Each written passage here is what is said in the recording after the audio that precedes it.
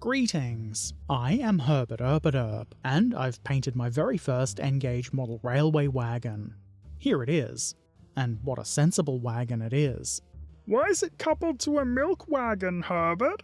Don't worry about that, it's nothing. Anyway, this is a Peco quality line easy assembly wagon kit, specifically number KNR167 10-foot wheelbase tank wagon, and as the name might imply, it is quite a simple kit. There's not a lot of parts. There were some minor mold lines on some of the parts, and of course they needed to be cleaned up, but it's nothing too outrageous. The tank itself is actually 2 parts, but it came pressed together, and it was going to be pressed together anyway, so I wasn't overly worried about that. It's not perfect, and there are gaps at the bottom at the ends of the tank. You could fill those with putty. I chose not to, but maybe next time I will. The kit, unsurprisingly, comes with wheels and couplings. These are obviously plastic wheels, and I do plan to replace them with metal wheels, but these will suffice for the time being. The instructions are very basic, and you'll find them on the inside of the cardboard insert. Always remember, do not over-tighten your nuts. This is the sort of kit that makes sense to paint in separate parts, so I'll assemble it as I go. I begin the process by priming everything black, except for the wheels and couplings. I used SMS Black Surfacer, but pretty much any black primer will do. I then airbrush on a base coat of Vallejo Model Air Middlestone. This is a bit darker than the colour I want it to end up, but it is a bit easier to work your way up to a lighter colour by starting with a slightly darker colour over a black primer, especially when it comes to yellow. Doing it this way will take fewer coats of paint. It did still take a couple of coats to get a nice opaque layer with this colour, but it's not especially difficult. You've just got to spray it twice. I painted the ladders with this colour too because they're also going to be yellow, so it makes sense. I wasn't too worried about getting the paint on the insides of them, so they're just gently pressed into some blue tack to hold them. Once that colour had dried, I attached the ladders to the tank. They just press into place nice and easy. Next, I spray a coat of Vallejo Model Air Medium Yellow, which resulted in a nice golden colour. I'm going for a nice opaque coat all over the tank with this, and the only place I'm not worried about getting a good coating is behind the ladders. If there's any of the darker layer visible behind these, it should just look like a shadow and add some depth.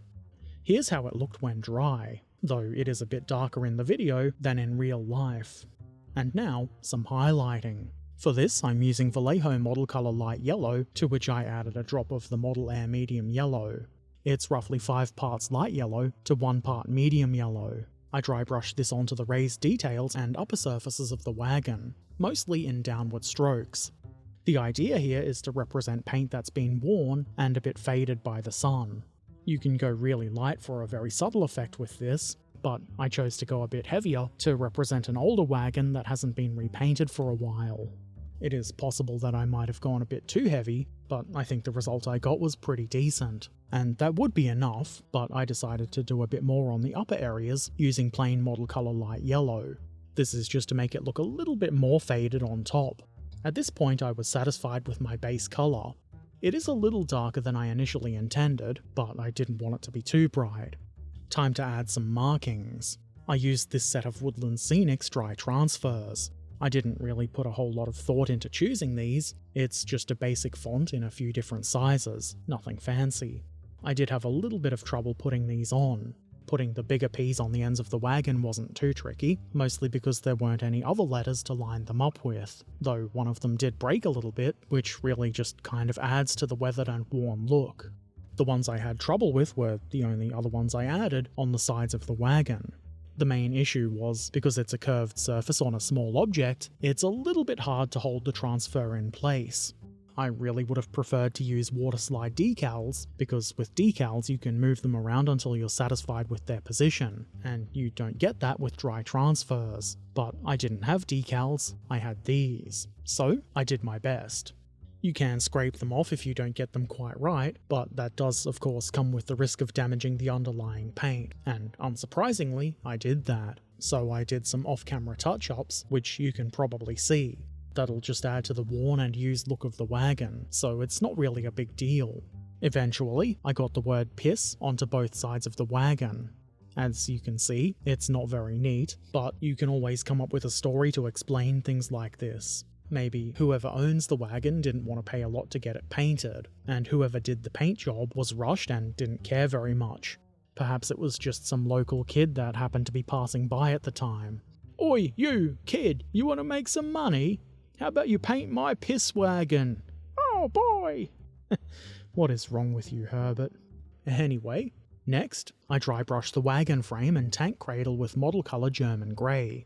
It is quite hard to see because it's so dark, but it does help bring out the detail just a little bit. It's worth noting that I primed the wagon frame, as well as everything else, not only to make other colours of paint stick to it better, but also so that it would be a matte black, rather than the plasticky looking black that it comes in. It just looks a little bit better. I follow this with a wash of Army Painter Strong Tone, which has been mixed roughly 1 part Strong Tone to 2 parts water.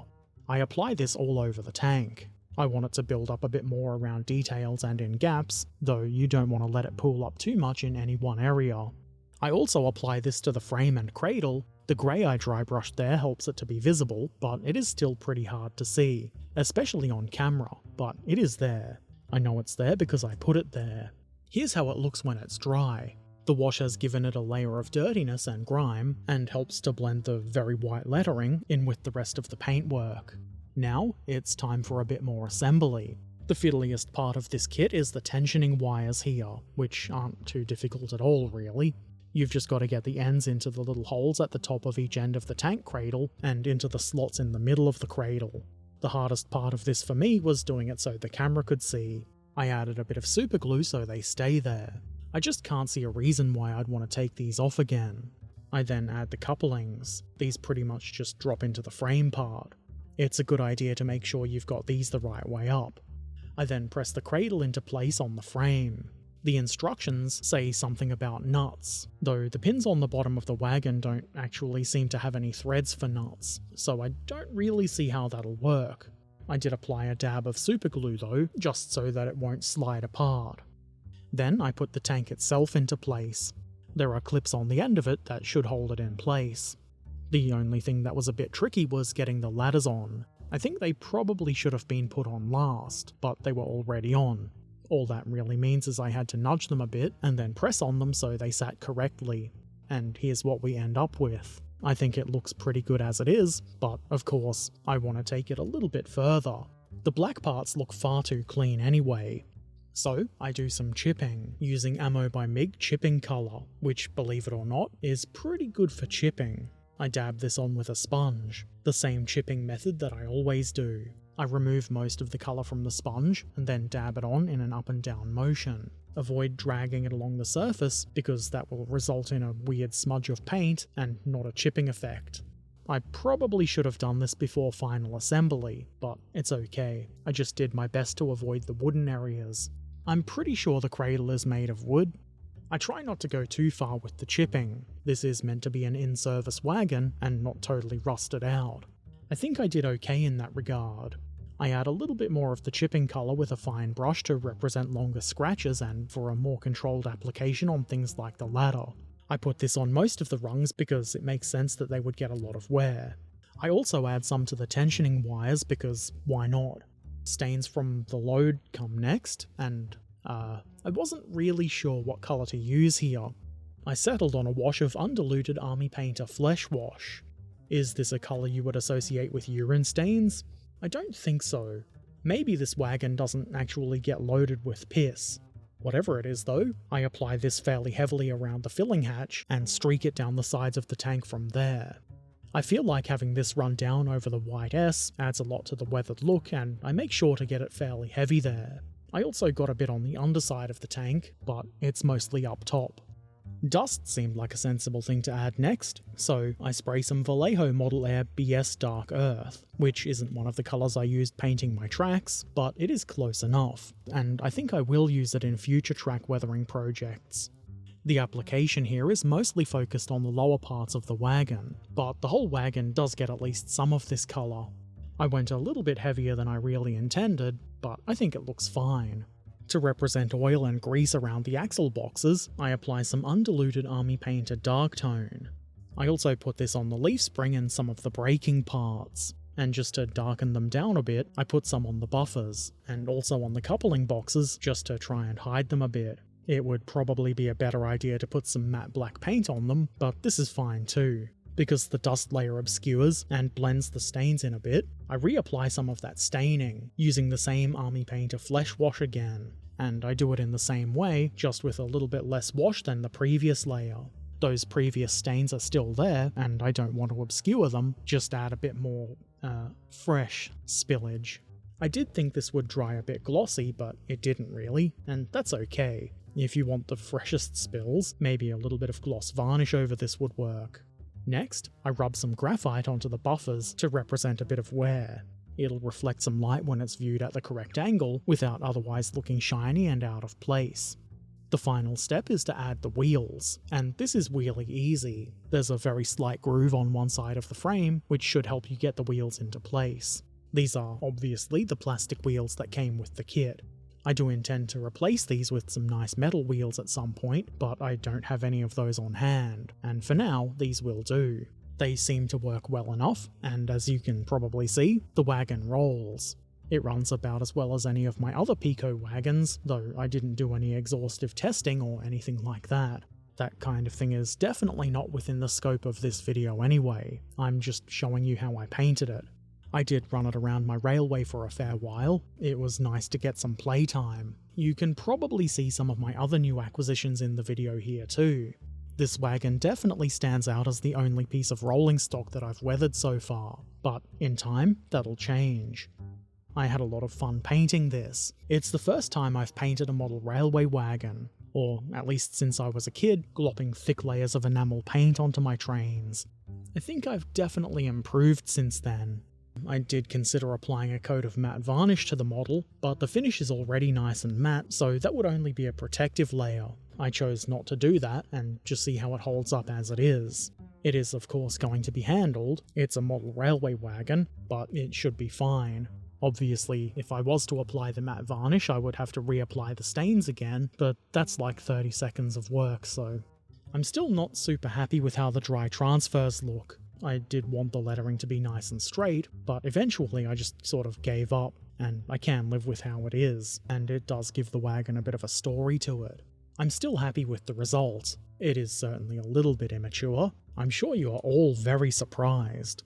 Anyway, it's a bit of fun, and it doesn't really stand out too much. I think if this was in a train at an exhibition or something, a lot of people just wouldn't even notice. But those who did notice might be amused. I would be.